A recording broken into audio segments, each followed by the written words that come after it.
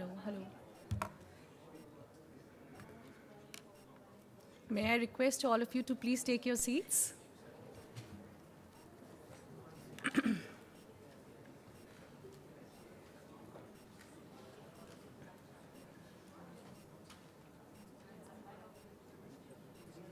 Can I kindly request everyone to please take your seats so that we can start the conference?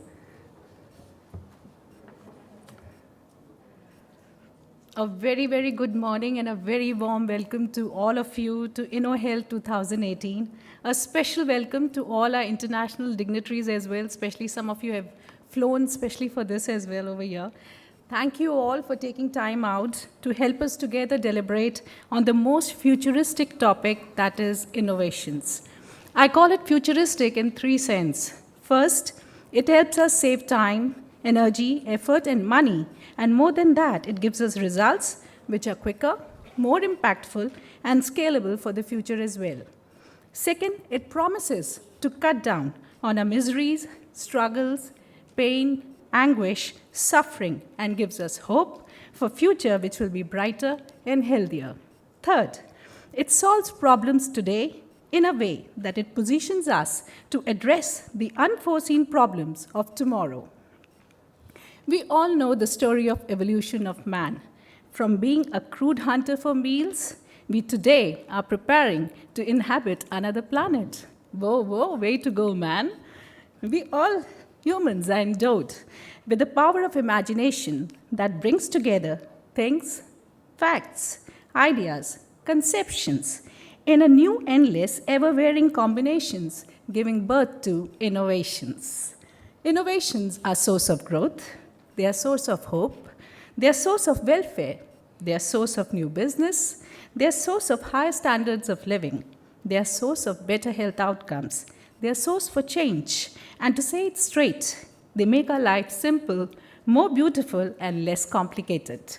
Coming to healthcare, in recent decades, the majority of innovation has been centered on the development of new diagnostic procedures, therapies, drugs, or medical devices, ranging from new pharmaceutical agents and procedures to more precise diagnostic scanners and surgical robots. While these innovations have produced some stunning results, they have been mostly incremental in nature. Going forward, the emphasis needs to shift towards areas like prevention, more personalized care, more efficient and proactive technology-enabled care models, more integrated and comprehensive delivery organizational designs, and additional creative technology-enabled options for effective health encounters, be it patient to patient, be it provider to provider, or be it patient to provider, to bring about exponential change. And that's what we would be discussing at length the next 2 days. Now, may I request our esteemed guests to join on the dais as we start our inaugural session. May I request Surgeon Rear Admiral V.K. Singh, VSM retired, Managing Director, InnovatioCuris Private Limited, India, to please join us on the dais. May I request Professor Anil Kumar Gupta, Visiting Faculty, Indian Institute of Management, Ahmedabad, and founder of Honeybee Network India, to join us on the dais, please. May I request His Excellency Klas Molin, who is Ambassador to Sweden to India. Thank you, sir, for joining us today. Please join us on the dais. May I request Shri Srijan Singh, CEO and co-founder, A.P.J. Abdul Kalam Center. Has he arrived? Yet to arrive? Okay, so we'll wait for him. May I request Sachin Gaur, Director Operations, InnovatioCuris Private Limited, India, to please join us on the dais. I would like to request Surgeon Rear Admiral V.K. Singh to please say a few words as we start the conference. Sir, if you could bring. Thank you.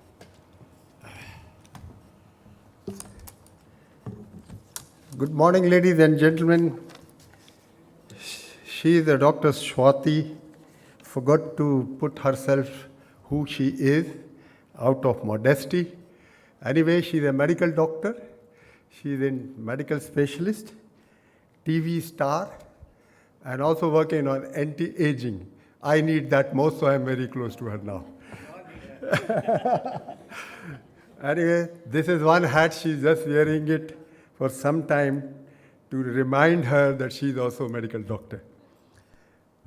I welcome Professor Anil Gupta. She's already told, he's written many books, many things have happened. Sweden is our country partner and very close to us, and that is His Excellency Klas Molin. We have been meeting. Last year also he came for B2B. Some companies are coming. We have also signed up MOU with the 11-country consortium of the European Union, which we had done 2 years project. That is, Janus is here, doctor by profession. We have also signed Sui Care. Shampa is here, and she has promised that she will take us to Stockholm in 2019, though I've been a couple of times, but it will be official business. Srijan has not come, but I will still like to mention, he started Abdul Kalam Trust, and I have 2 associations with Abdul Kalam, Shri Abdul Kalam. He was scientific advisor of Ministry of Defense when I started in the country, in a Kargil, etc., something called telemedicine, and it was his dream.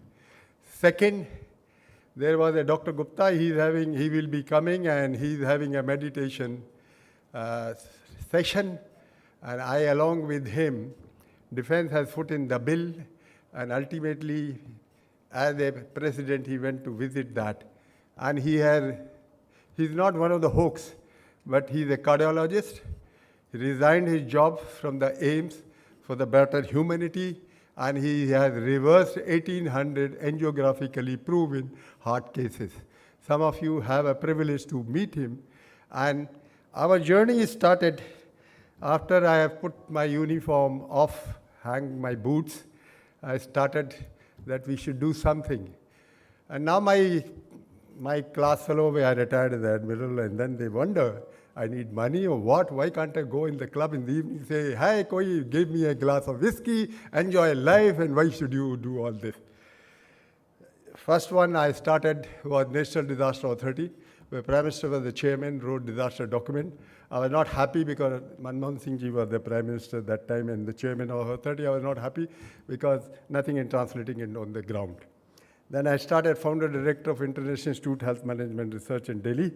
And ultimately, I thought the best is to sit at home, do something, started writing a book, wrote 2 of them. And there are people who are contributed to that book, which is now a special Indian edition, taught in IIM and declared as one of the best international award called Shingo Award. Person who is there, my co-editor is there, Paul. He has written a chapter. Chris, Venkat, Professor IIM has written. Dr. Gupta, who is yet to come, he writes also how to reverse lifestyle diseases. Sachin is my partner, is written. As usual, IT people are very good, very casual, young people, nice people. So that shows because of his dress, what he is worn, that he is different than us, the newer generation, etc. But there's a background which I will tell you a little later.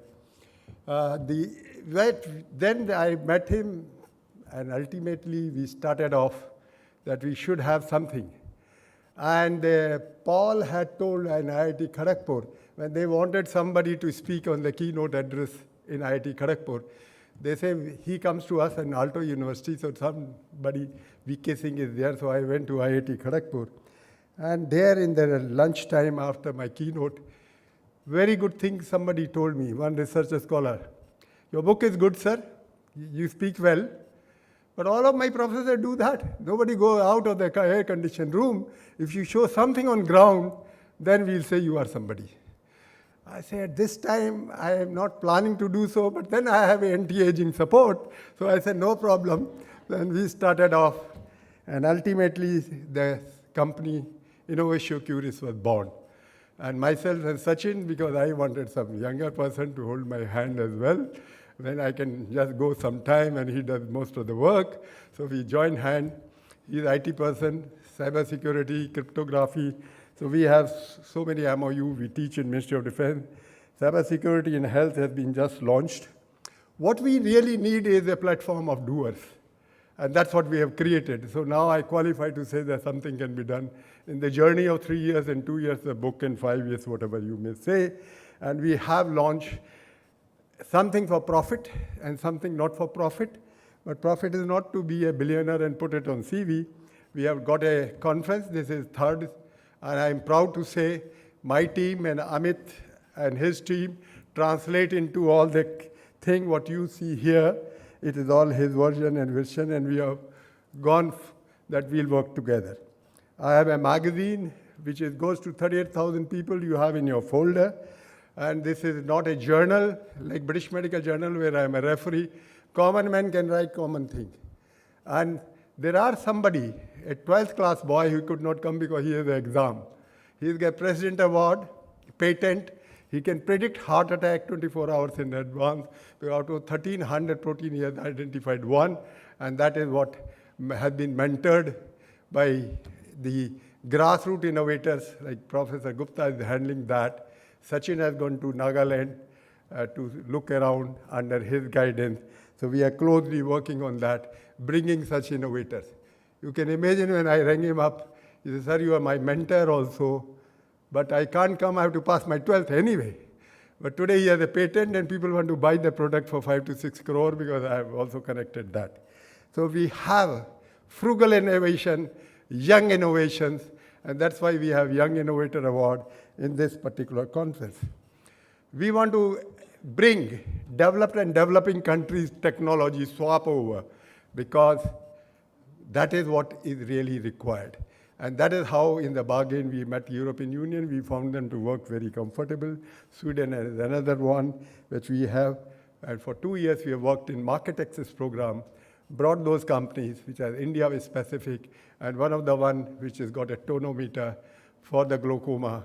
They are already 500 odd pieces they could sell. We have into training. We have done some lean training along with the Chris and Paul, making a canvas of healthcare innovation. I forgot, Professor Dr. Ganju has also written a chapter in that book. So all the stalwarts, my friends, are here. In the bargain, when Sachin got a National Innovation Award for bringing infant maternal mortality rate, bringing the cost down, that's the vision we are following, bring healthcare delivery costs as the last mile and yet they keep the quality. So that is what has really motivated us to do something not for profit. And we created an arm not for profit where we have Innovators Club. We have a lot of people here who are sitting here. They can give you 5 crore to 15 crore, etc. Apart from the Invest India is our partner. He can channelize at the government level the investment. Idea is under one roof, we must have everything. Ideation, innovation, hand-holding, and that is what MOUs we have done to get the youngster everything. Regulatory affair, legal, somebody is also coming from Bangalore, financial, etc. So that he doesn't have to run around. We have put it all on YouTube just for information.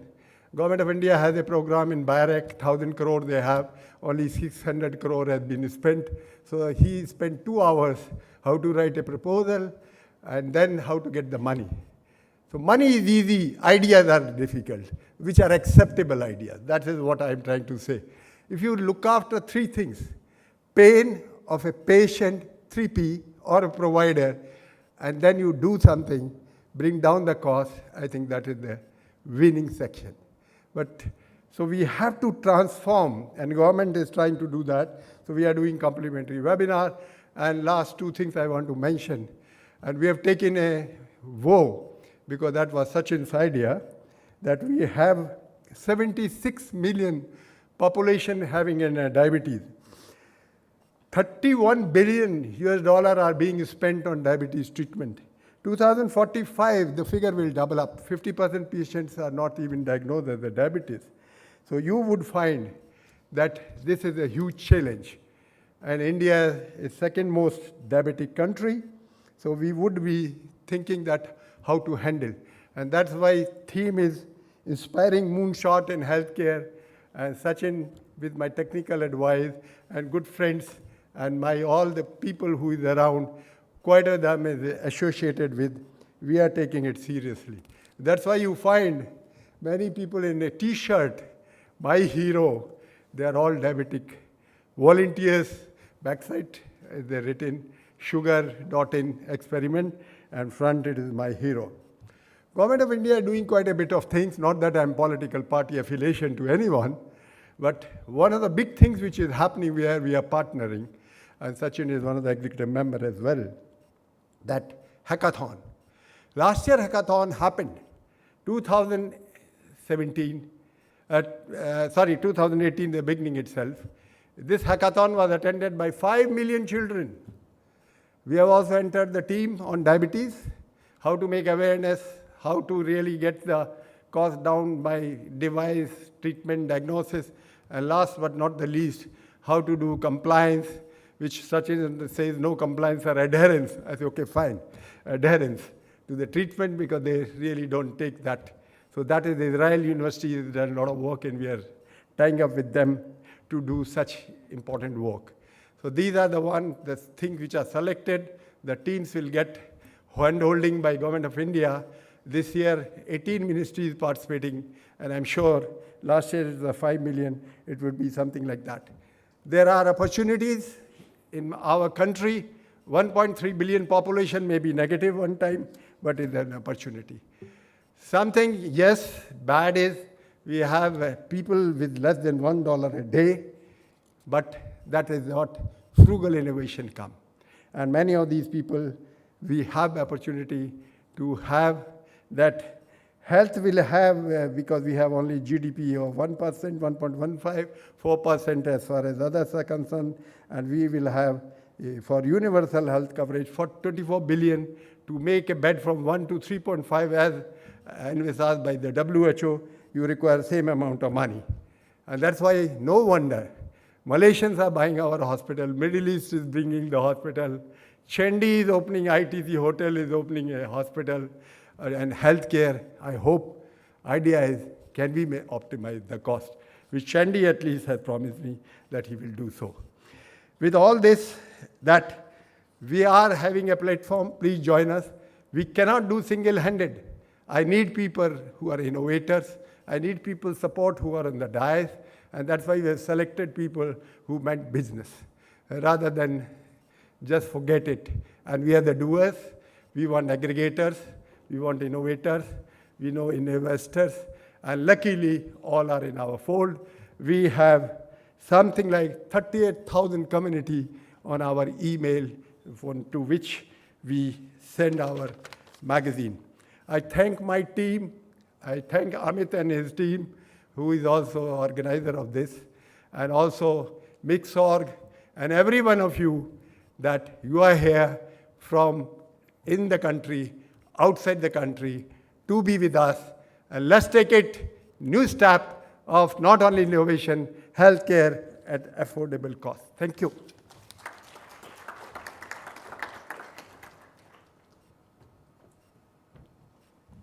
Thank you so much for setting the tone for the conference. May I now request Professor Anil Kumar Gupta, who is the visiting faculty at Indian Institute of Management, Ahmedabad, and the founder of Honeybee Network India, to share his experience and say a few words to us. Please, sir. Thank you. Good morning. Good morning.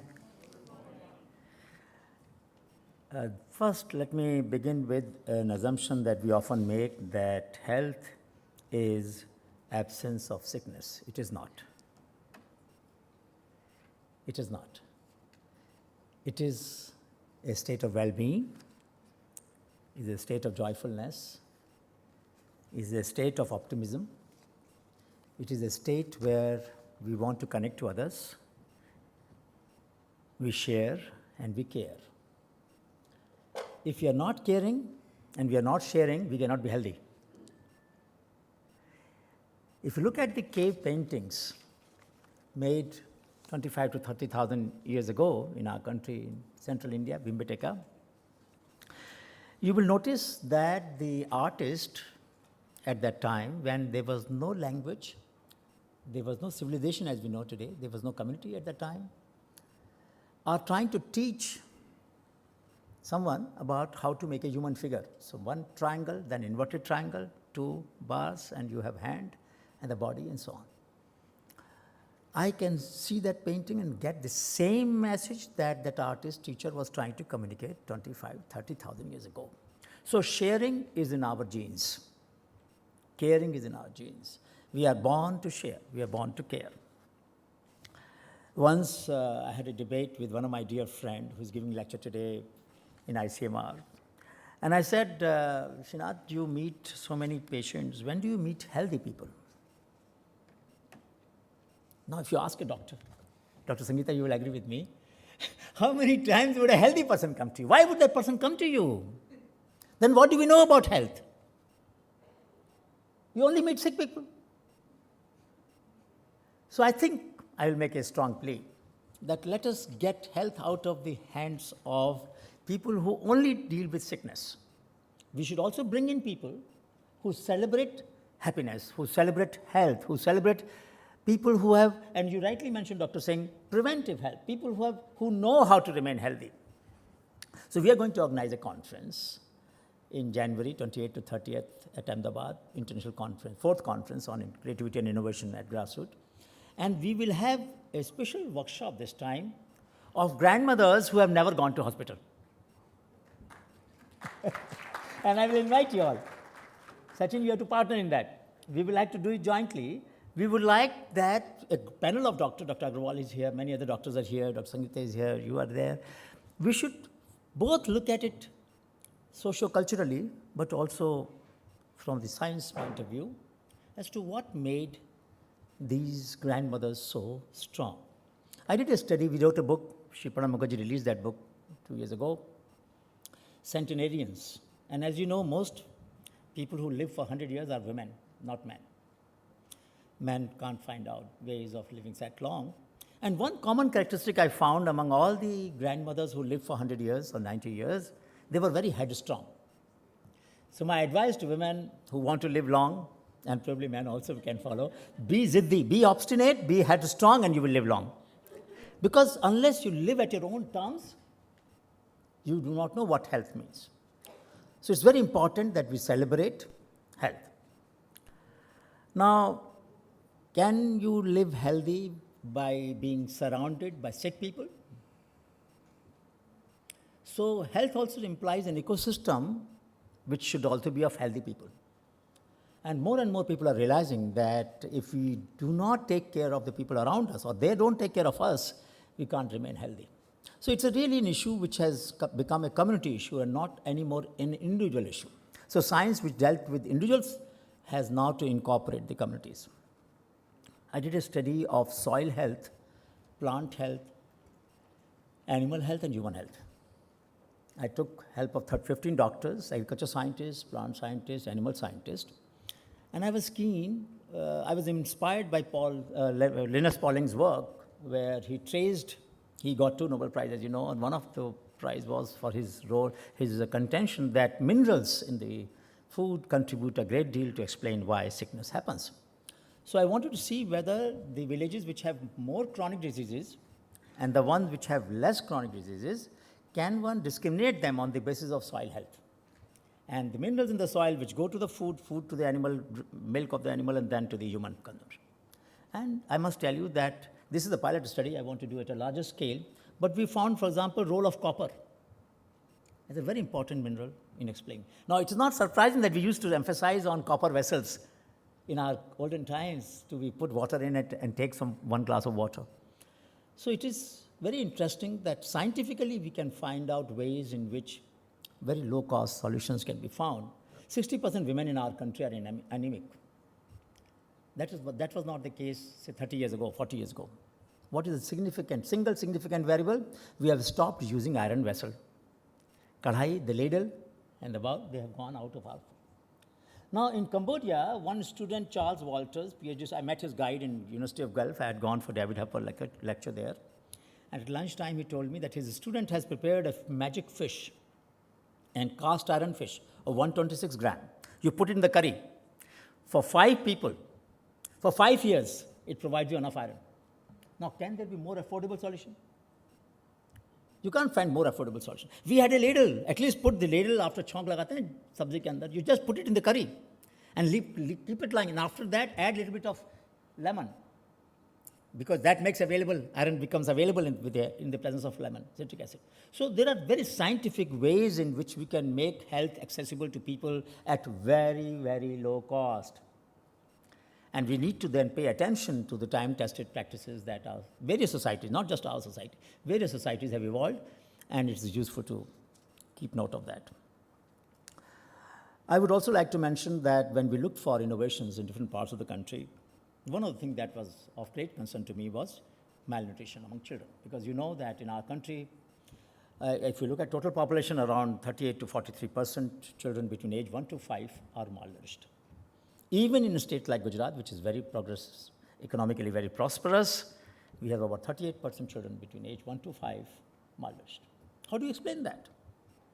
So we started looking for. So I have been walking, as Dr. Singh mentioned, we have Shodhyatras in different parts of the country. I've walked in every single state. And we found 4 or 5 districts where there was no malnutrition. Bargarh in Orissa, Mahendragarh in Haryana, Gorej Valley and Anantnag in Kashmir, and Northern Andaman. What was common in all the 5 districts? The common thing was 2 things. One, the breastfeeding was continued up to 2 to 3 years. 2 to 3 years, sometimes 4 years. If there was no second child, they will go further. And vegetables. They will take some wild plants, edible weeds, so to say, which is of great interest to me, how you can make edible weed as an instrument of nutrition at a very low cost. And in these 5 districts, not a single child malnourished. When I told the Chief Minister of Orissa, Mr. Naveen Patnaik, that look, after the Shodhyatra, we try to feedback to the policymakers as to what we have learned. It was a news to him and to many other people. What does it mean? It means that we should learn from the hot spots of healthy communities. Where is good health existing? Let us learn from them. What made them healthy?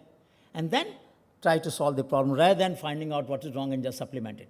There's a huge investment today going on in supplementation, food, and so on and so forth. I'm not against that. I'm just saying that there are other ways in which we can also do this, solve this problem. So it's very important that we learn from the successes. Now I come to the another dimension of our work with the innovators. We have a very large database, about 3.5 lakh entries from 650 districts in NIF, with which I have been associated right from its inception. Honeybee Network set up Srishti in 93, Gyan in 97, and NIF, National Innovation Foundation, in 2000. Through the help of volunteers, we got a lot of data. About 60%, 70% is about health, traditional knowledge, and also some innovative experiments. And we've then worked with labs and hospitals to find out how valid these are. So, for example, one of the plant lead from Jharkhand could dissolve when you have in your eyes glaucoma, you can dissolve it with the help of this herbal drug. Dabur is doing now the advanced clinical trials, and they are likely to manufacture. They have taken the right of first refusal for joining us with us in this research. So there is a need for Ayush and allopathic system also to come together. And this is one area where there is a strong need. In China, they have done it very well. You go to any hospital in China, I've been to many, and you find on one floor, you have Chinese system medicine and you have allopathic system, and one can choose between the two and take them complementarily. There's nothing wrong whatsoever in following the same approach in our country. So much so that even in, I must say that, though it may not be pleasant to some, in Ayushman Bharat, we have not included Ayush. The treatment by Ayurvedic system is not covered by the insurance system, only the allopathic system, which is tragic because recently, when I've gone through my wife at NIA, National Institute of Ayurveda in Jaipur, and we have seen when doctors gave, after ataxia for 18 years, he just gave up. He said, no, I can't do anything more. Weight was going down. And the degenerated cells had reached all parts of the body. At that time, doctor said, I have done enough. Now you do what you wish to do. And we went to Ayurveda, and it has been reversed. And our neurologists couldn't believe that it could be done. So what I'm saying is, there are complementarities in different knowledge systems which we should draw upon. And that is where I think the platform like this can be very powerful. Sweden is a very healthy society, very happy society. And certainly, the partnership between India and Sweden can also bring about the research, the basic science research in areas where we can understand how healthy communities, healthy societies, healthy ecosystems work and evolve. And this is an area where I think both the societies will have interest in looking at each other's strengths and learn from them. There are many other aspects of the work that I have a concern that I want to share. One of my major concerns is that when you look at hospitals and the data that they have, you feel really sad that there is no analysis of the data. So I was giving the foundation day lecture at A.P.J. Chandigarh. They get about 15,000 patients every day. All India Institute of Medical Sciences gets about 10,000 patients every day. 15,000 patients, 10,000 patients every day. You imagine how much data you have for each disease and sub-disease group, variations in the same disease because of the variation in the organisms, mutation in the organisms. So you could understand how disease and the causal organisms are evolving. The evolutionary biology of organisms can only be studied by studying large samples. And these are there. But we don't analyze this data. So I would request Dr. Singh, Sachin, take this as one of the decision points today, that the data analytics team which you have, and mobilize a group. Next year we should report as to what have we done in persuading doctors, and Dr. Agrawal is here, the Association of the Accredited Hospitals. Kindly persuade. I have been to, Asian Heart Institute. We did a program for doctors there, doctors, designers, many hospitals I've seen. Nobody analyzes data. So can we agree that we must really learn from the good practices, the practices that work well? Doctors know it. That's why they're so expert, they're so effective. Why would patients come back to them again and again? Because they know it.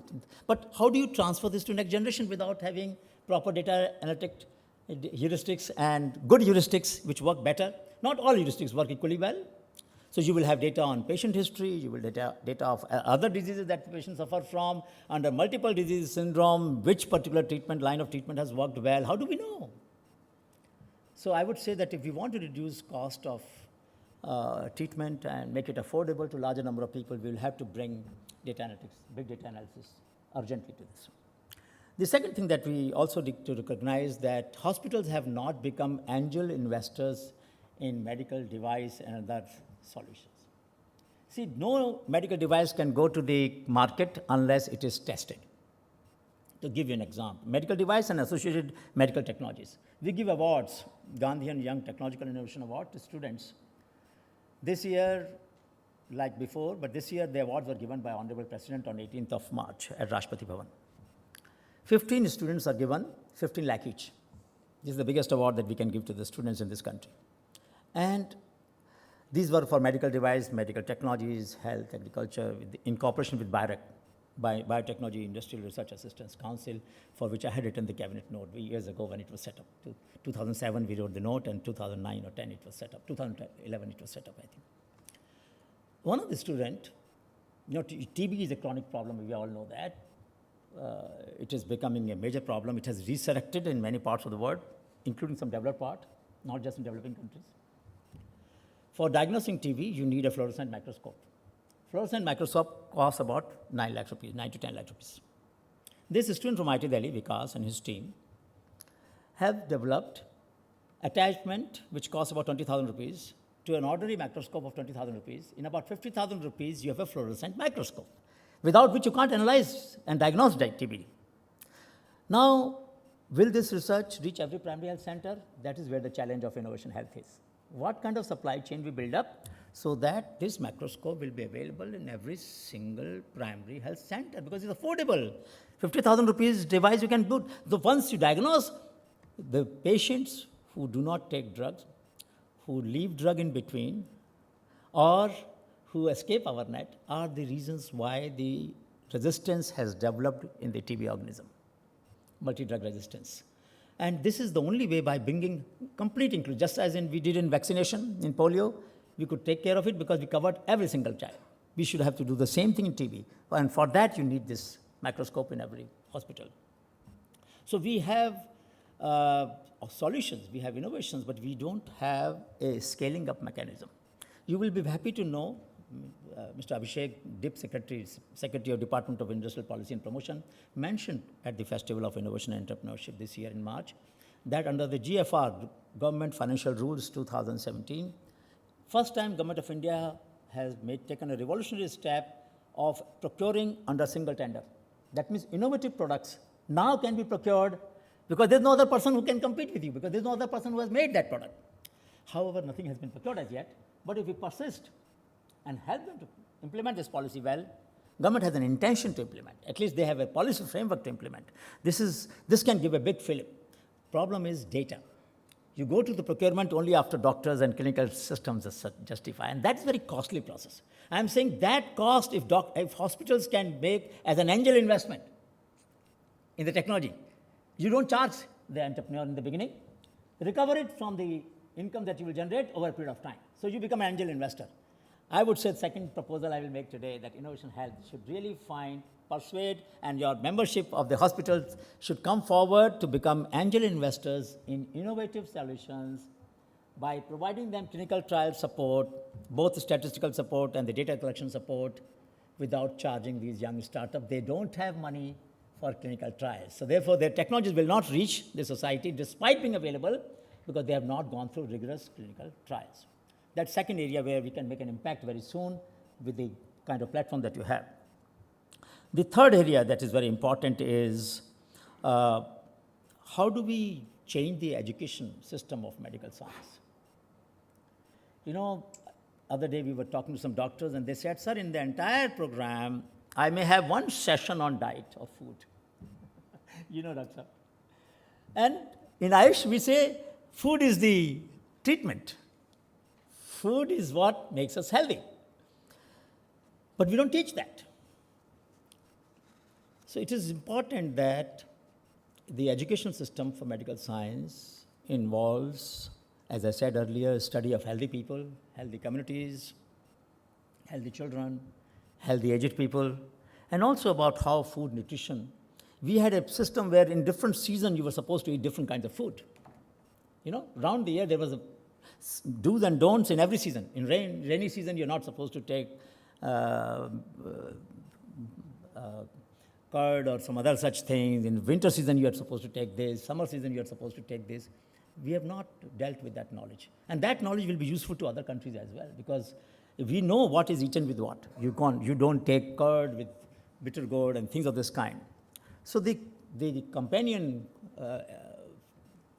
of companionship in the food ingredient is a very important part, and I think we should also bring in the medical education to a new level where students will also do projects. We have a platform called as techpedia.sashi.org or techpedia.in.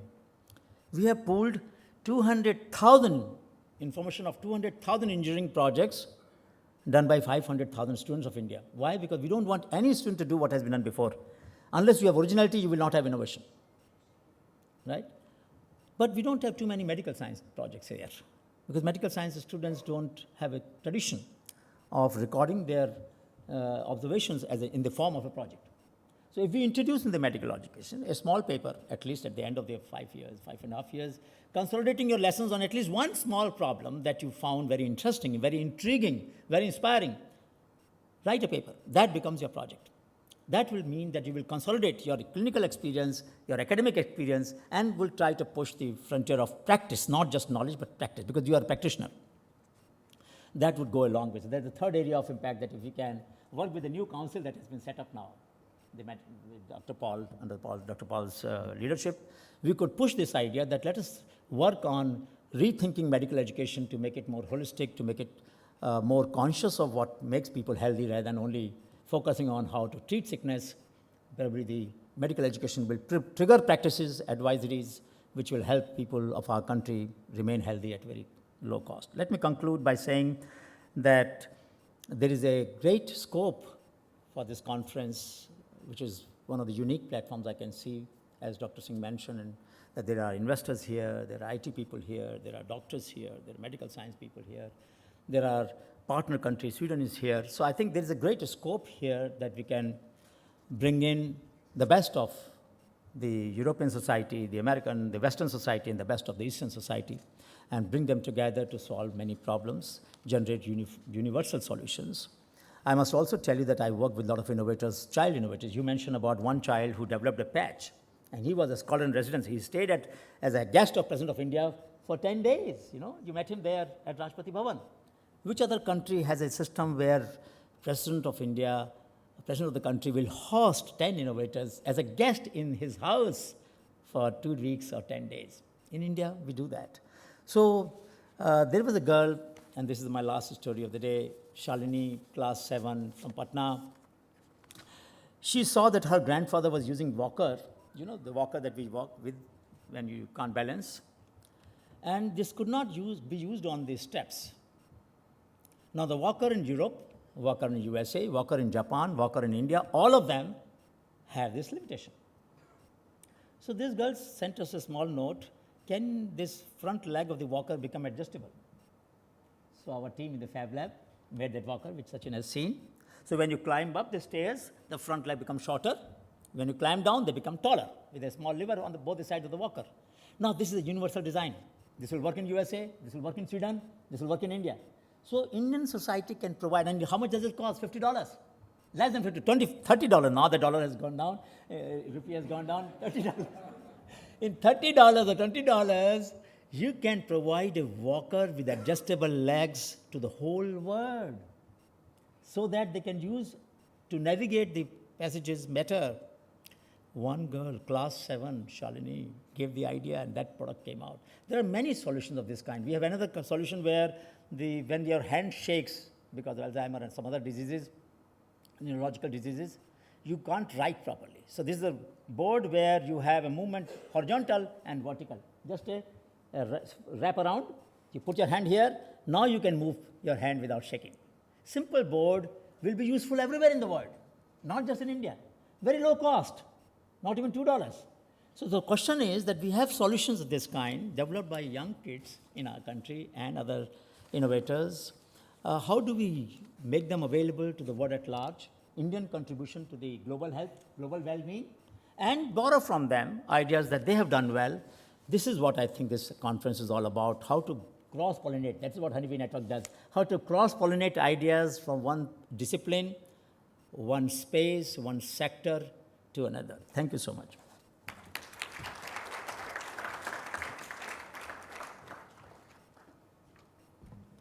Thank you, Professor, for highlighting such important points. Especially, it's intriguing to know that how our forefathers and grandparents were able to live a healthier life when science was limited. And today, where we are today, where we have so much of science around, and yet the disease is on the rise completely, has the knowledge increased and the wisdom gone down? Is it? Is it true?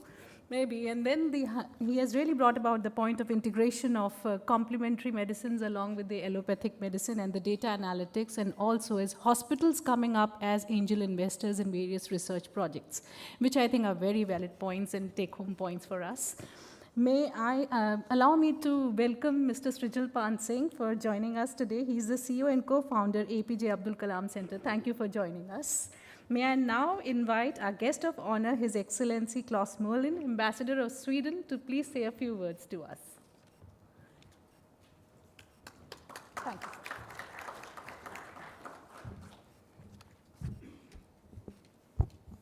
Thank you, Dr. Swati. I'll begin by recognizing you and thanking you for giving me the floor. Let me also, of course, recognize Dr. Singh, Professor Gupta, as well as Mr. Singh and Gaur, who will speak later. It's a great honor. It's fascinating to be here. The law of unlikely outcomes, perhaps. I was thinking about that when Dr. Singh was talking about being in army boots and shedding the uniform. If I had known when I was wearing army boots during the mandatory Swedish military service at the time that I would be addressing a room full of medical doctors and health professionals about life science, about innovations in your field, I would perhaps have crawled the other way. But I'm also very inspired to hear the very lively and very open and wonderful accounts of what we're really talking about, and where you are hoping to use both traditional and historical and many the wisdom, as was mentioned, in some new ways, but also coming back to some of the old practices that obviously had worked and would continue to work, will continue to work. I'm so inspired, in fact, that I'm considering chucking the manuscript that is so carefully crafted for me. But I can see the horror on the face of my colleagues from the embassy and by Shampa, who is here from Swecare, that I should probably be a little cautious. It's wonderful to be here, and I am truly inspired to hear both when Professor Gupta talks about using the old wisdom and knowledge, also looking at, and I will talk about Sweden and Sweden's experiences. We have come a long way in many, many ways, but we are also, I think, sometimes forgetting exactly some of the things you point to. The social context, which I think we, in our ambition, in our eagerness sometimes to perfect social solutions, we forget some of the very basic things that, and I don't mean to be melodramatic here or anything, but that make us humans, and what we need as humans in the social context, the generational, cross-generational, intergenerational relationships, etc.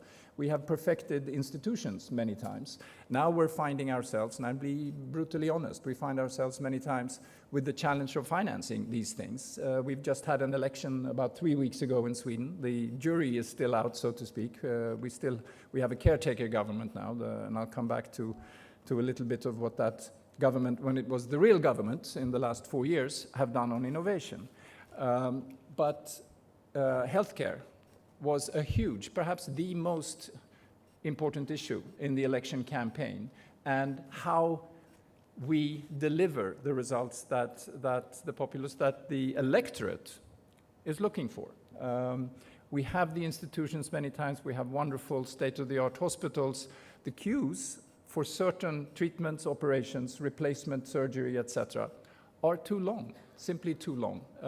And it's of no use not acknowledging that and looking for solutions. And I think people also, or other solutions, alternative solutions, perhaps not to a hip replacement, but to look at the whole patient and to look at the person rather than the patient, if I understand Professor Gupta's very interesting line of reasoning. And I'm sure it's with many of you similar in looking at, and sometimes being frustrated, I think, at not focusing enough on health rather than on sickness. My father was a professor at Karolinska Hospital. He was an oral surgeon, and he had one slide that I'll never forget. He would go through sometimes before speaking at various conferences. And he had one, he was a firm believer in very much the looking at the whole patient and the context, and also psychosomatic factors. And he had one slide which impressed me greatly already at the age of 10 or 12 or something, when discussing grinding of teeth, stress, etc. He said, don't forget, teeth have people, rather than the other way around only. So anyway, with that very long and slightly convoluted perhaps start, let me say a few things about our system, such as it is, about Swedish and Indian cooperation in this field particularly, but in general as well. Something about innovation, because I would be remiss if I didn't underline this very strong priority that we have in general, but definitely also in the Swedish-Indian context and in our partnership with India. And we'll see how far that takes us.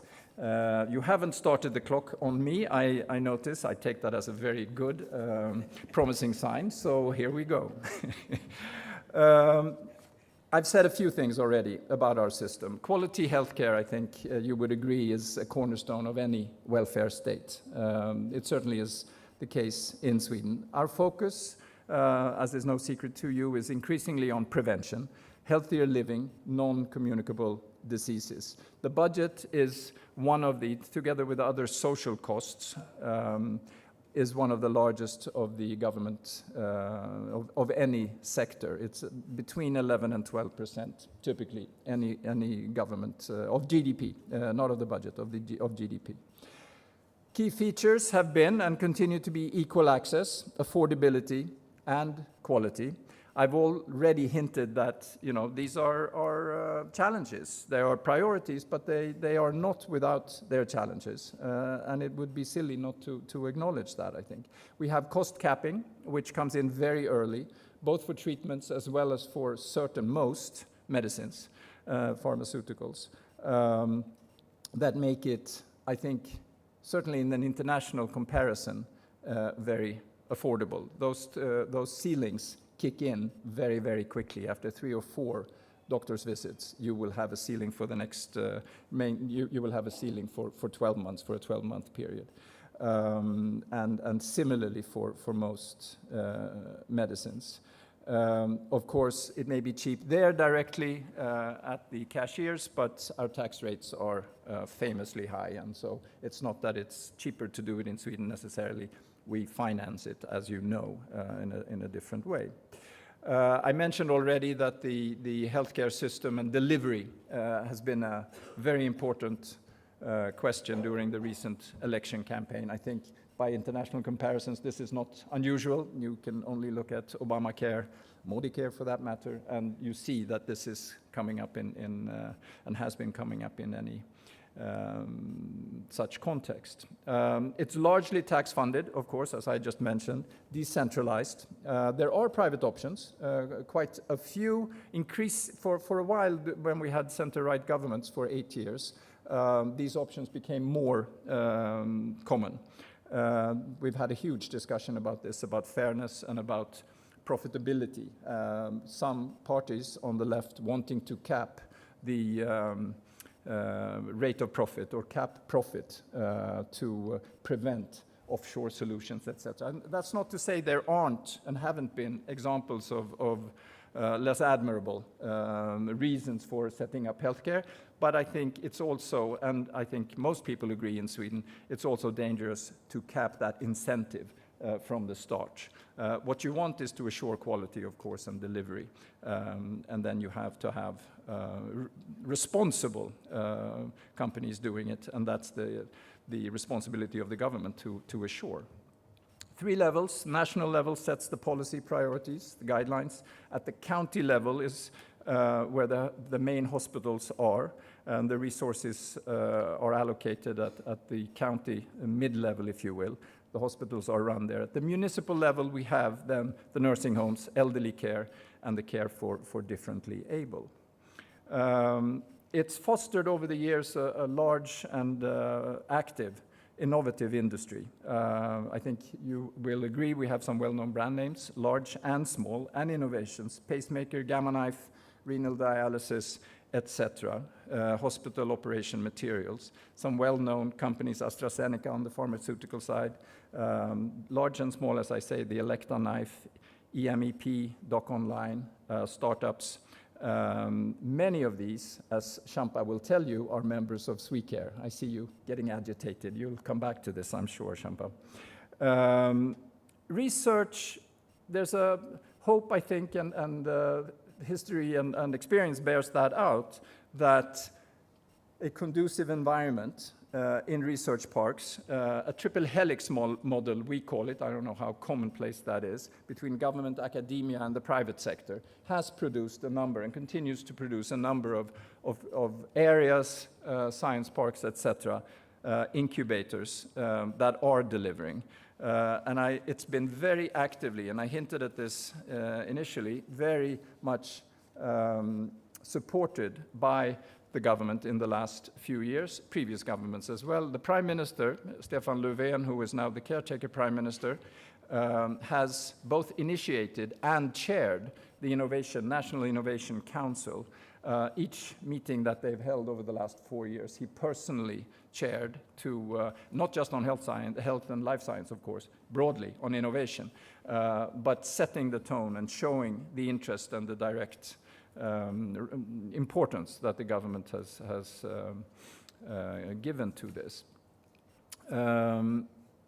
We have a conducive general environment also, I think, being very far advanced in digital solutions, patient records, prescriptions, etc., everything online when you have access. And of course, that's a challenge as well. integrity issues, GDPR. I only have to mention that, and you know what I'm talking about. No huge scandals in that area so far, but it is a concern, naturally, as we become even and ever more connected. Turning to Sweden and India, it is also a partnership, a broad one that goes back since independence, and also through development cooperation in early on, starting in the late 50s through the 60s, also in medical, the medical field, in health, etc., human services. We have now a joint working group governed by a memorandum of understanding that will celebrate 10 years next year, and we hope to commemorate that jointly with our Indian counterparts in a big way and in an appropriate way and focused way. But it is an important structure as we categorize and as we go forward in our partnership, also government to government. But it's much more than government to government, but of course that leg is very much there as well. Prime Minister Modi visited Sweden in April of this year. He and our Prime Minister oversaw the signing of both a joint action plan as well as of a strategic innovation partnership. Again, innovation being the very first and most important, I would venture to say, not just today, part of that action plan, the first out of 8 various areas, where also health and life science is another of those 8 themes, if you will. The joint working group, the MOU, will of course be a very important venue to take this partnership forward as we deliver to our prime ministers. And regardless of where you are politically, I think you will all agree that delivery is very important, and that this government in India is looking very much at concrete results. And I would like to say that the same is true even for the caretaker government of Sweden. So we are focusing our efforts in this and in the other 6, 7 areas very much on concrete, tangible results. The Secretary of Health, Preeti Sudan, was in Sweden a few weeks ago, spent a full week on various issues, but looked very closely, and I happened to be in Sweden at the same time, so I had a chance to see her both before she left, but also in Sweden, focusing not least on non-communicable diseases, AMR. She saw several health centers, elderly care, etc., which is increasingly becoming an issue, of course, also here in this huge country.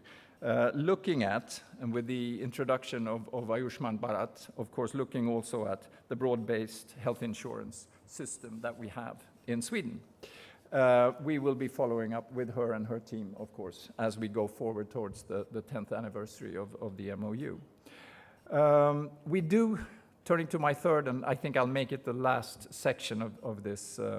Clock is still not on, so don't tempt me too much. But last section of segment of my remarks, innovation is of great general importance. Sustainable solutions to ours and global societal challenges is a key feature, and we see a wonderful possibilities for partnering with India also in this regard.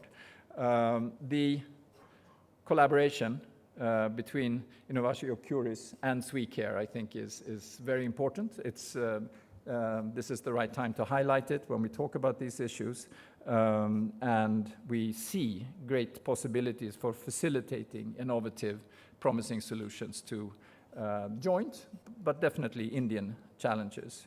The webinars that you're doing is something we've looked at with great interest and admiration, and I think it has great potential.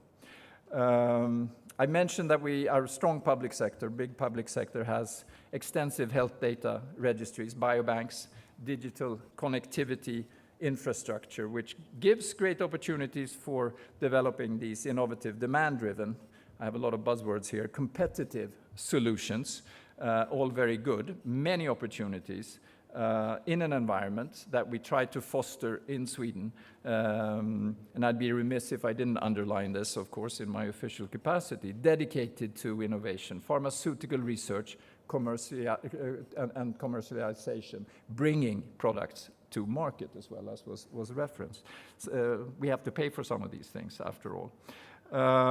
We do have, we're very proud, unabashedly proud, about looking at how we rank on innovation globally.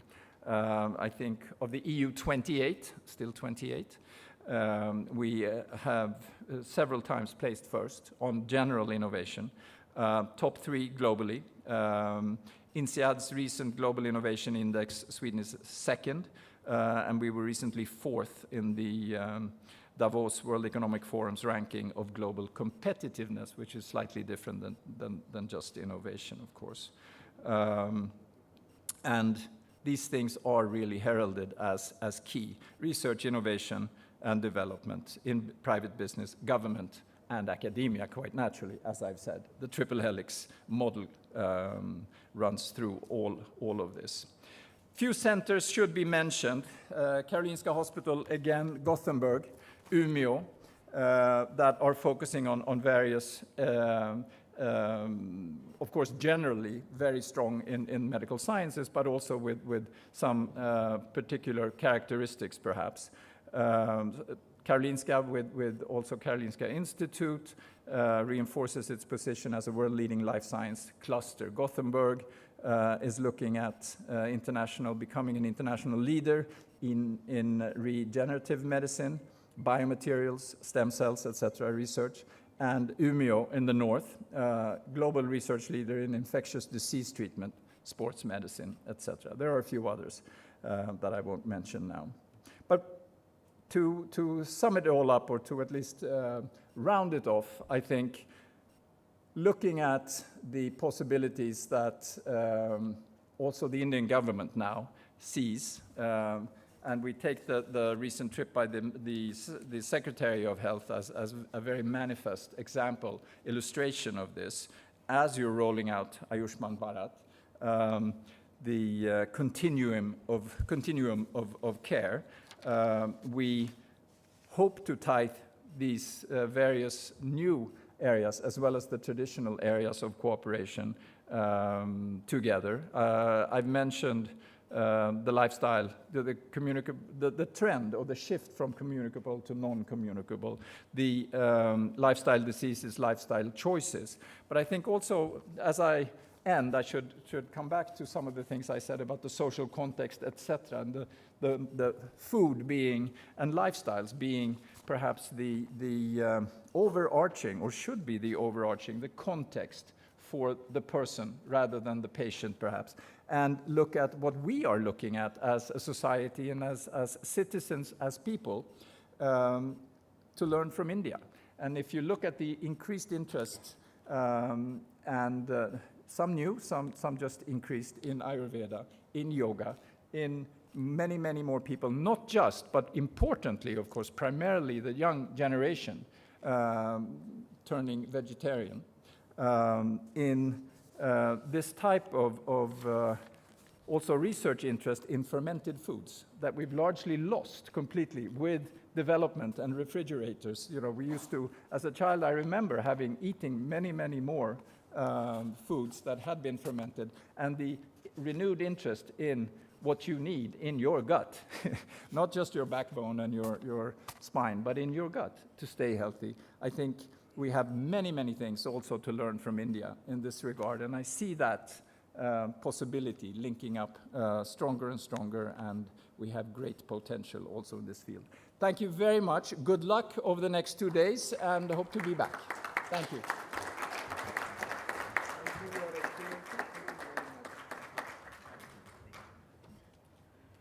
Thank you, His Excellency. I think he's brought about a very important point, that innovations can't be in a silo, and the innovations have to look at the social context and have a holistic approach. when they're there. Also, thank you so much for giving us an insight into the Sweden healthcare system and the triple helix system that is there. We would really like to laud your willingness to join hands with India to actually bring about a change in the global health. Thank you so much for that, and your presence here shows the commitment towards it. Thank you so much, His Excellency. I would now like to request Admiral V.K. Singh to please introduce Srijan Pal Singh. I know he's very, very kind when he introduces people. So thank you so much. So please introduce him before he says a few words. Thank you, sir. I'll not take much time. I welcome Srijan. He has been with Abdul Kalam ji when he was alive. He has compiled his books, a lot of work, and ultimately, after his death, he is co-founder of the trust to commemorate all what he had done. As I've told, I was associated with him for two projects. One was for telemedicine in India when he was scientific advisor, and as a president of India, when he conceived something as a scientific advisor, it carries on reversal of heart attacks by various methods, which Ministry of Defense gave the full support. And he even visited the Abu Road as a president to see, and I was also called there to have a cup of tea on those occasions. Dr. Gupta will be there tomorrow. Just 1 second I just also will take. I'm getting a lot of SMS because I promised the ladies outside that I cannot really think of gender inequality. They are fighting for something in the parliament, etc. I promised them one thing, there have to be session on the lady entrepreneurs, and we'll have it in 2019. Well, and Professor Venkat is expert in that, and he will mentor that particular session because they take advantage of both for reservation, not for reservation, whatever. And now I request Srijan to have few words and then release his work of that. Thank you. Video, ready? We will first play the video of the Abdul Kalam, which team of Sachin and party has compiled, content given by Srijan. Please carry on. Thank you.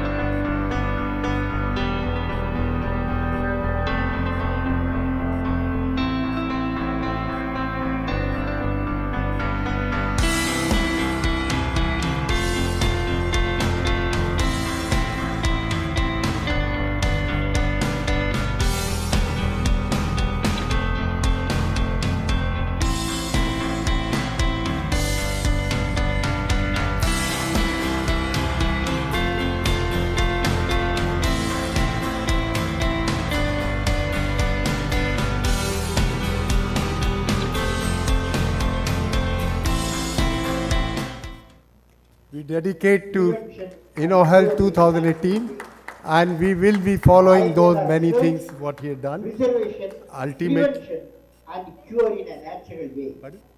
Our young India, Okay. with 1.25 billion population, of which 50% below the age of 30 years, need to be transformed as a valuable asset by providing them adequate health care, education, and occupation. This human resource will then transform India into a developed nation. The healthcare delivery cannot be dependent only on the allopathic healthcare, but need to harness the time-tested Indian traditional system of medicine, including Ayurveda. India was knowledge power few thousand years ago, giving the world Vedas, Upanishads, Bhagavad Gita, Yoga, and Ayurveda. Before the evolution of allopathic healthcare system, our people in India relied on Ayurveda for a few thousand of years. Ayurveda is a science and art. Its practitioners focus on the holistic healthcare through mind, body, and soul approach. It is time for us to place this ancient science and medical practice on a scientific pedestal. You have to elevate to the scientific pedestal. Ayurveda's basic foundation is consciousness and a holistic approach to healthcare.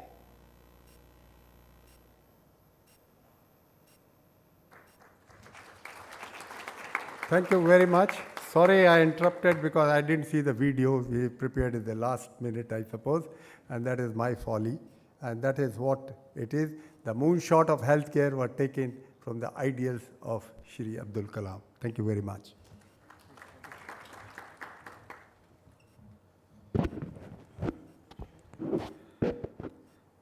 Good morning to all of you.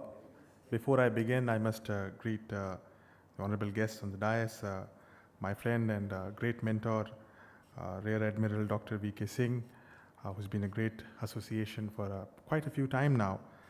Our guest of honor, His Excellency Klas Molin, who's the Ambassador of Sweden. The keynote address was done by Dr. Professor Anil Gupta ji. Sir has been my teacher at IIM, and a lot of you would know that Dr. Kalam taught me, but the course in which Dr. Kalam taught me, the co-faculty was Professor Anil Gupta ji. So my special greetings to my guru here. And my association with Dr. Kalam begins when Professor Anil Gupta ji introduced me to Dr. Kalam, so I must acknowledge that here. Of course, Sachin is here. Sachin Gaur is another great friend, and we've been working on several initiatives. Friends, time is limited. In fact, they've given me only a minute. I'll probably take more than that a bit if you allow me 3-4 minutes. I wanted to share one story from Dr. Kalam's life. A lot of you do not probably know his contribution in healthcare because a lot of things which he invented, in fact, everything which he invented in healthcare domain was IPR free. So they did not make him a lot of money, but it did give him a lot of happiness. And I want to bring that angle into it. In 2011, we were in a university called the University of Kentucky. In University of Kentucky, there's a Gatton School for Business. And Dr. Kalam was there to take a course for the MBA students there. I was with him. We analyzed all the projects together, and as usual, late night he used to work with his students. So I was a part of the team. And then towards the end of the course, there was this girl, her name was Stephanie, and Stephanie was a former teacher in a primary school, and she had taken a leave to do her MBA. And the students were asking questions. And they were freely asking questions, as Professor Gupta will know that, he'd always say the last bench should ask questions and not the set questions. Some questions are set in the first row, but the last bench should ask a question. So this girl asked a question. She said, "Sir, you have been in many positions. Now, you've been the President of India, you've been the Missile Man of India, you've launched India into space, you have also been instrumental in taking India as a nuclear power. Now I want to ask you a question. The question is, which of these things, these 4 options, A, B, C, D, which of these 4 things give you the maximum amount of happiness? And not just happiness, bliss, total happiness." So Dr. Kalam said, I also was interested. Now I want to know. I'm also CAT qualified, A, B, C, D options. Now which option is correct, right? So I asked, what is your answer? Let's see. Then he said, no, your A, B, C, D, all options, they're all wrong. There's a hidden option, option E. What is that option? I'll tell you. He said, long, long ago in 1980s, when he was working in the missile project of India, the Agni missile project. You all have heard of Agni missile. Right, so this Agni fellow, this Agni missile, this goes up and then comes down into the atmosphere, re-enters, and then hits the target. So he said the nose of this missile, the nose cone of this missile was a tough challenge. It was a tough challenge because when it comes back into the atmosphere, it encounters a lot of heat and a lot of pressure. And yet it has to be light because you can't make a missile very heavy, so you can't put titanium on it. So he said, we had a tough challenge and nobody will help you. It is a defense technology. You can't even tell others that I'm making this, why don't you help us? It has to be done within India, by Indians, and very secretly. So a tough challenge. So he said, then we came up with a carbon-carbon composite material, which we invented. Nobody gave us. And he said, I was working in Hyderabad those days, and we made this beautiful material, which is a carbon-carbon composite, light, can handle pressure, can handle heat, and very strong. So we are very happy about that. But then one day, one of my friends, who's a doctor, he called me to his hospital, Nizam Hospital. And he said, I went to the children ward, and I saw a lot of children there. And these children were children who were affected by polio. And this is the time when India was affected by polio. He said these children were wearing calipers, prosthetics. And these prosthetics were metallic, heavy. Each one of them was weighing 4 kgs. So 4 kg on one leg, 4 kg on another leg. He said these children didn't like it. They would cry when they put on these heavy prosthetics, and they could not walk, they could not run, they were limping, and their parents were worried, they were unhappy. And he said, then my doctor friend asked me, can you do something about this? A tough challenge. He is a missile engineer, and the doctor has given him a challenge, do something about the legs of the polio-affected children. He said, no, but we had to take this challenge. So he went back to the drawing board, assembled all the engineers, and all of them then said, why don't we design this carbon-carbon material into something which these children can find useful? And after several months of testing, they finally developed the new carbon-carbon material-based prosthetics.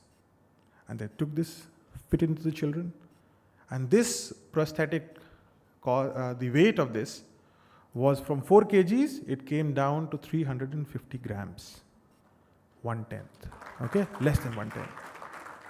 He said, then we put this on the children, and the children immediately, they were so happy. Now they could start running. Some of them started cycling. Some of them said, we'll play football now. And when he said, I saw the mothers of these children, their mothers started crying in tears to see their children walk and run for the first time. He said, this gave me the greatest happiness in life. Okay? What is the message? Friends, the message is, we'll talk about artificial intelligence. I had a long thing to talk about. Time is already up. The red screen is there. But you could talk about nanorobots replacing surgeons. You could talk about tailored medicine, DNA-based, which will replace conventional medicine. You could talk about things like immunotherapy. You could talk about so many technologies. You can talk about big data.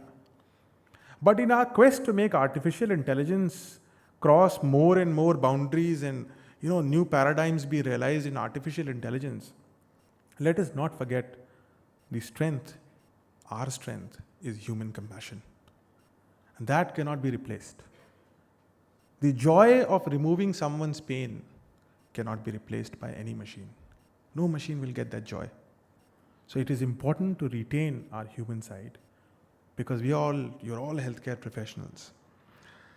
Now, so this, and I'll just say 2 more things. It will take a minute or so, 2 minutes. One of the most important things is you're not just treating people or being at some way associated with treating people.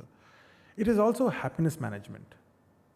The idea is that when a person goes into a hospital, how do you make the person feel that I will be happy and I'll be healthy? And that is not just a domain of science and technology. It's not just a domain of medicines or doctors. It's a domain where art has to come together. It is a domain where music has to come together. It is a domain where how we speak to others comes together.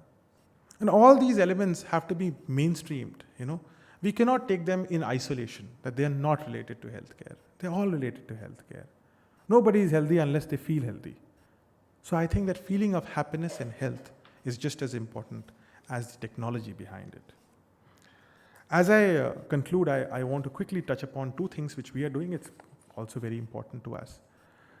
One of the things which we work on, out of the several things which the Dr. Kalam Center, essentially, we try to do all the things which Dr. Kalam dreamt for India, and we in our little ways try to realize it. There's a university which is called the Dr. A.P.J. Abdul Kalam Technical University. Before going to IIM, I graduated from that university. It has about 5 lakh engineering students. And a lot of our work of these engineers, as Professor Gupta was saying at the Techpedia, and of course this is a much smaller initiative, but the idea is, can we solve human problems using engineering solutions? 5 lakh engineers are engaged in that job. Every month we have innovation being awarded. In every month is a new theme. So last month's theme was water. This month's theme is people with special abilities. How can we engineer solutions for that? And this is all mainstreamed into their academic curriculum. 5 lakh engineers could do that. So that's something which we are doing, all dedicated to Dr. Kalam. This university basically is Uttar Pradesh. It covers approximately all the colleges in Uttar Pradesh other than 3 or 4. The other thing which we work on at Kalam Center is the last chapter of the last book of Dr. Kalam, which I had the privilege to co-author with him, and it was released in IIM Ahmedabad campus after the demise of Dr. Kalam. The book was titled Advantage India, and the last chapter is the right to free and clean drinking water. Now we filed a few RTIs, we went to a few offices, and we tried to find out how many people actually lose their lives because of unclean water. And you'll be startled that the first number we got was about 300 people per year. The second number we got was about 1,400 people. And the more sources you ask, the different numbers you get, and the number would vary anywhere between a few hundred to 4,000-5,000. Till we actually did, we worked with the Niti Aayog, and the Niti Aayog's report has been now released, and it admits 300,000 people losing life every year due to unclean water. Simple potable water, which is so readily available to you. But water became, as Dr. Kalam and we wrote in that book, it is something which affects the poor far more, with far more discrimination than it affects the people who have the affordability to buy water. So we are on this 15th of October, which is Dr. Kalam's birth anniversary. We are pushing this bill. We have already drafted, our team has already drafted this bill. Our team has also drafted a PIL, where we will be pushing, and I'm happy to declare here that on 15th, we will be filing a PIL, that the right to life in the Constitution of India should also include the right to clean and healthy and free drinking water. So there's a limit, 2.5 to 3 liters per person per day, and this has to be a constitutional right. And that is something which we will dedicate to Dr. Kalam. It is a part of the last chapter of his last book where we advocated for it, and it'll, I hope it'll, and I've seen NIF, I've seen other systems, a lot of innovations and entrepreneurship opportunities will open up because of such a right. So I think that's what we'll do. You can look at our website, it's kalamcenter.org. There's a lot of more work which I can't narrate here. I'll be happy to connect with any of you who's interested to be a part of those visions, or if you have new ideas, we'll be happy to support. Thank you for your time. Thank you for your attention. Thank you for having me here. It was a wonderful audience you all are. Thank you.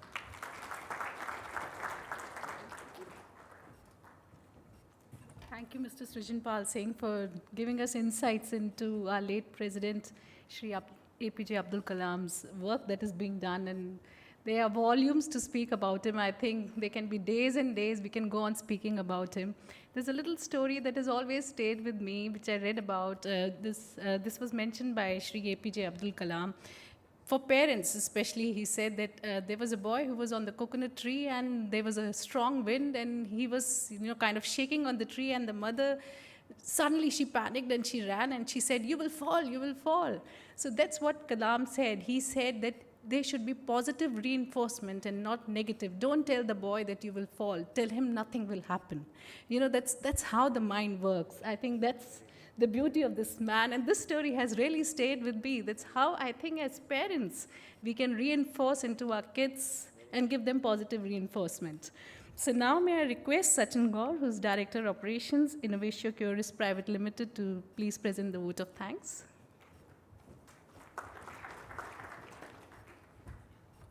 So I am under extreme pressure to be brief because we are running late. We have a lot of Nordic people here, so probably they are very unhappy. We are running late. So I would not go into very formal process, but to start with, all people here have a special meaning in my life. Dr. Singh has been an inspiration, and to mention Dr. Gupta, sir, you are like a lighthouse to us. And I think for all of us here, you can throw that light which can help us, sail in the right direction. And to the ambassador, I would like to mention that today morning, Shampa gave me a book called as Factfulness. So when I remember Nordics or I remember countries like Sweden, I think they bring unbiased, to the point feedback. And Professor Hans Rosling is one such legendary figure.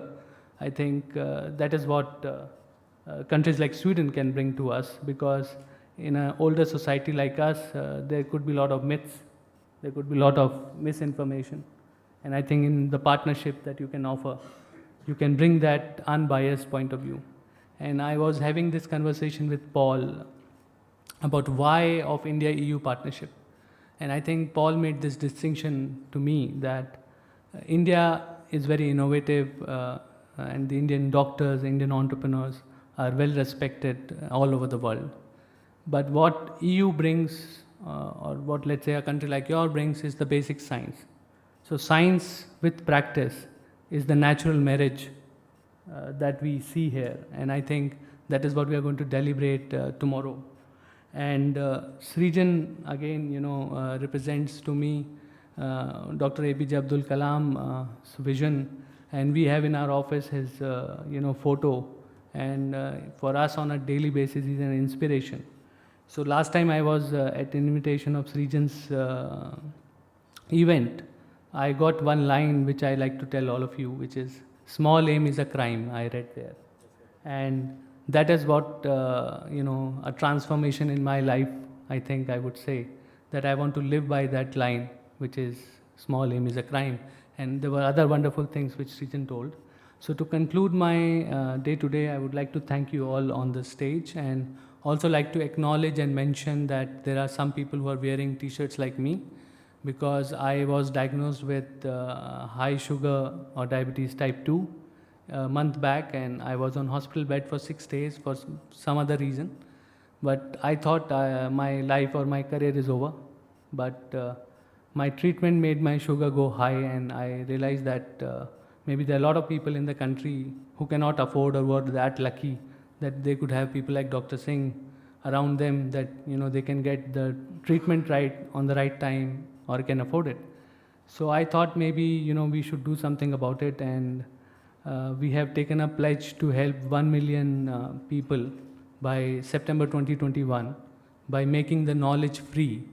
What helps in diabetes type 2 especially, because I think at least already in 1 month we have put together a voluntary group. So if I may request my colleagues to stand up who are there, so that you can all see them, you can know them.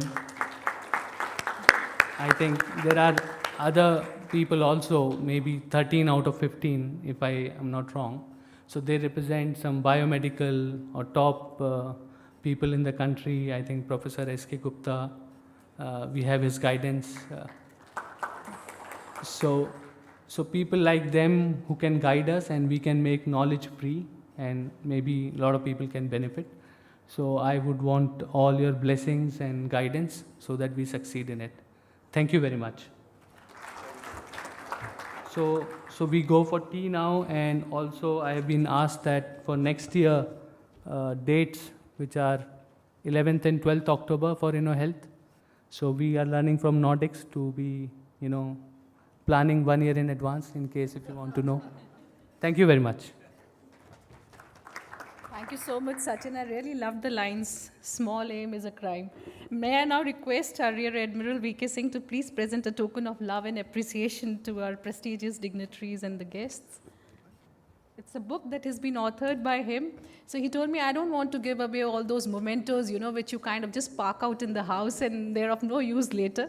I would rather give a book to everyone which would be useful for them.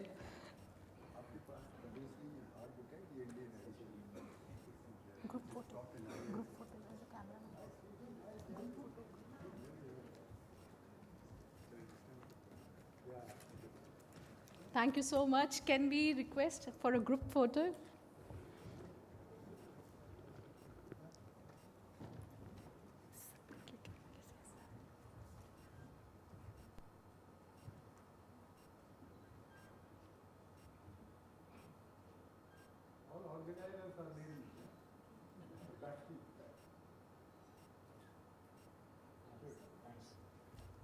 Thank you. Let's break for a tea session and then we'll join back for another session as well. Meanwhile, I'll also like to request all the participants of InnoHealth, you can document your healthcare moonshot at the moonshot corner, which is located near the registration desk. So please don't forget to do that. Please register your moonshot document there as well. Thank you so much.